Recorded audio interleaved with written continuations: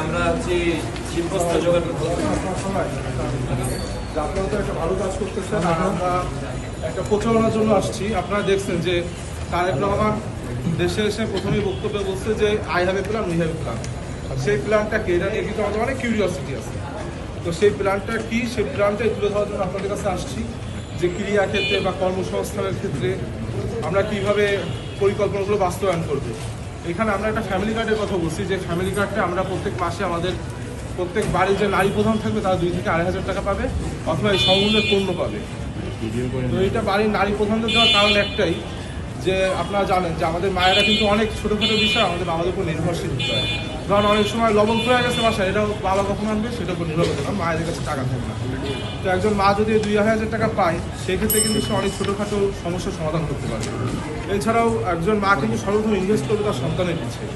ধরুন প্রথম এই যে 2,000 টাকায় তো স্বাবলম্বী হওয়া পসিবল না, এটা কিন্তু একদিন বা 1 মাস বা 2 মাসে স্বাবলম্বী হতে পারে না। কিন্তু একজন মা যদি প্রথম গ্রামের যারা প্রান্তিক, তারা যদি প্রথম মাসে 2,500 টাকা পায়, সেই টাকাতে তার কিছু মুরগি কিনবে, সেখানে ডিম দিবে, সেই ডিম সে তার সন্তানদের খাওয়ানো আবার বিক্রিও করতে পারবে। তারপরের মাসে সে যে টাকা পাবে সেটা দিয়ে তার সন্তানের পিছিয়ে খরচ করবে, একটা ভালো টিউশন দিবে। এইভাবে কিন্তু ডে বাই ডে তার স্বাবলম্বী হবে।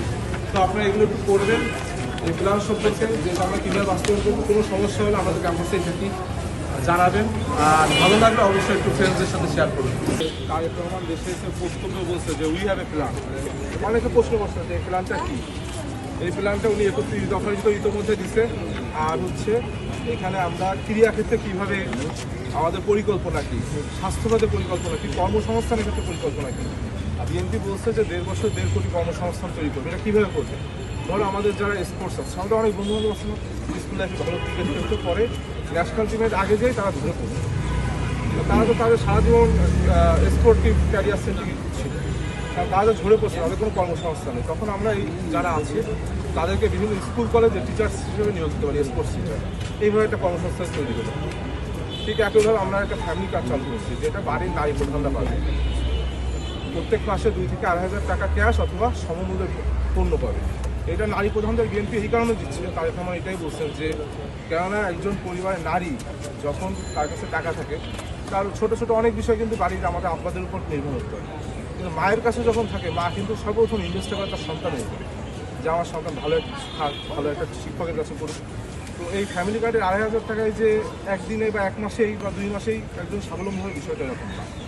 ধরো একজন মা প্রথম মাসে 2.5 টাকা পেলো, সেটা দিয়ে কিছু মুরগি কিনবে, এবারে মুরগি ডিম দেবে, সে তার সন্তানের ডিমের চাহিদা পূরণ করলো, পুষ্টি চাহিদা, আর কিছু ডিম বিক্রিও করতে পারবে। তারপরের মাসে যে 2.5 টাকা হবে, এটা দিয়ে তোমাকে একটা ভালো টিউশন দিবে, ভালো শিক্ষকের ব্যবস্থা করবে। এইভাবে আস্তে আস্তে কিন্তু একজন স্বাবলম্বী হয়ে যাবে। তো তোমরা এগুলো পড়বা, বলে আশা করি ভালো লাগবে। আর কিছু বুঝতে সমস্যা হলে আমাদের ক্যাম্পাসে আসে আমাদের জিজ্ঞেস করবা। আর পরে ভালো লাগলে অবশ্যই স্টুডেন্টস তোমাদের বন্ধু বান্ধব আছে এতে শেয়ার করবা।